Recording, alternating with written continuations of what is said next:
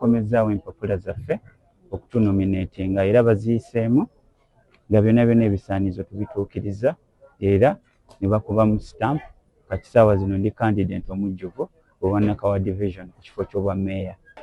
Essaawa zino President Kyagulanyi azze nga atusongooza abalina obusobozi mu bifo ebyenjawulo tuveeyo twesoboleyo twesimbewo era mu mbeera bw'ekyo navaayo ne neesobolayo kubanga ebisaanizo byonna byonna nsuubira mbirina era kasa nnondebwa mu office bingi nnyo bengenda okolera abantu b'e Nakawa.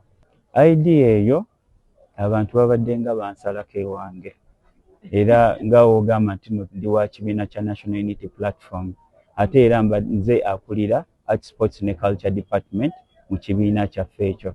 So mbadde nsisinkana abantu ab'enjawulo bangi naye mu basinga bonna abadde bantu b'e Nakawa nga baŋŋamba Nubian osobola okwesimbawo n'otuweereza ate okusingako ekibiina gye tusobola okutuuka. So nange nensalawo ogw'omulimu ngukozese okuzimba amaanyi gaffe ng'aga People Power. Nga we mbagambye nti obugonvu bw'olujegere ng'emaanyi gaalwo. So nsobolera ddala era nange muli amaanyi ago ngeewulira. Nedda oba oyagala kulaba Nubian yennyini genda oddeyo mu 2020 ojja kunoonya bu video nga tuli mu zi campaign trail ojja kumanya Nubian yaani. Mu campaign lwali lutalo lwennyini nga tulina okulwanagana n'abasajja okulaba nga tutuuka yonna yonna gye twali tulina okutuuka. So nze amaanyi ngeewulira bulungi. Ekisooka mu byonna byonna njagala okwebaza muganda wange Godfrey Luyombya, currently the Speaker of Nakawa Division. Ate ng'era si just muganda wange ne ku mukolo gwaffe ogw'embaga yali mperekeze. Kati mmwe ababisomera mu giraasi musobola okubitegeera.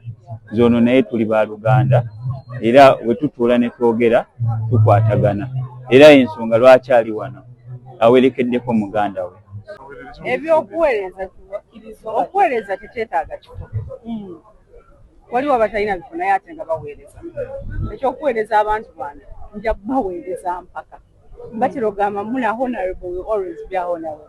Yeah. N'olwekyo nze nkyasigadde nga ndi honorable neera ngasigala nga mpeereza bantu bange ekyenjawulo kineesimbyewo n'obukulu.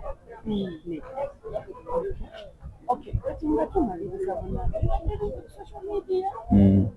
Twabiraba ku Facebook account za Saluhaba ate Nubian Saluhaba okanye ebyo nakugamba tugala. Tuba muze mwembi tubulire kyekiri okusooka nawe Saluhaba.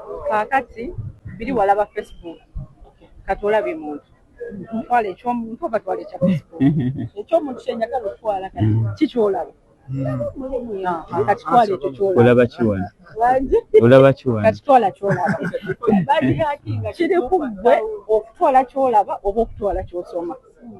Ekirungi we baagambira nti twawukanye ate twali wamu naffe ago amawulire gatusanga waka.